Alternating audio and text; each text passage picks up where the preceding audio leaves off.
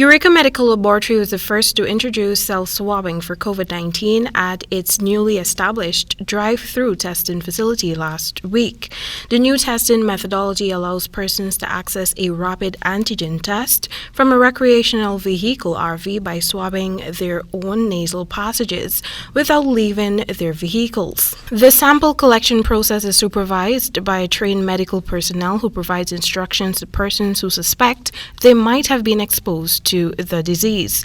The results are presented within 15 to 30 minutes, provided that adequate specimens are collected using the anterior nasal swabs, which require adequate nasal discharge from the back of both nostrils. Manager of the Virology Department at the Eureka Medical Laboratory, Paul Chetty, told Nightly News during an exclusive interview that the response to self-swabbing has been mixed. Based on feedback, there's a high preference for healthcare providers to gather the samples from individuals who access the services. Having to put something into your nose or into the nasal orifice is not necessarily a comfortable process. And so oftentimes they would clench up during that process, and it makes it difficult for them.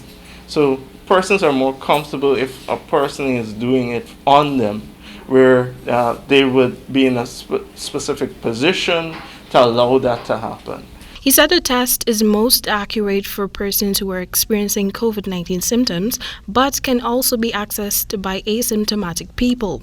It is 94% efficacious in detecting antigens of the SARS-CoV-2 virus. Because the rapid test does not detect the viral load of persons confirmed to have COVID-19, it is possible that false negative results could be achieved. False negative results can also be attained if there is not enough virus on the sample collected from the nasal tract. Chetty underscored that it is essentially important for persons to follow these instructions when conducting self-swabbing. When you're entering the nasal orifice, you're going to go as deep as possible, but usually for different people that might mean different things. So what we usually tell patients is go until you meet a stop with the swab where you can't go anymore.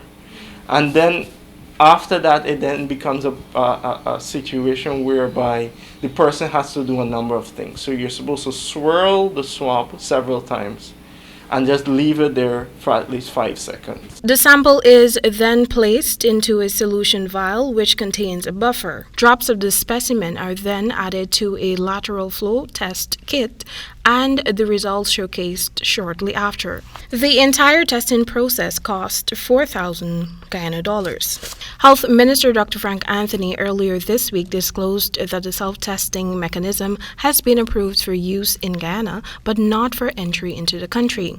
The test kits are available at some local pharmacies. Chetty says incoming passengers can also buy the anterior nasal swabs being offered by the lab. He divulged that even though persons are taking the samples themselves, the remainder of the testing process is conducted by a healthcare provider attached to the facility. As such, it does not qualify as a self-testing technique and therefore accepted by the ministry for entry into the country. Temika Rodney reporting for the HGP Nightly News.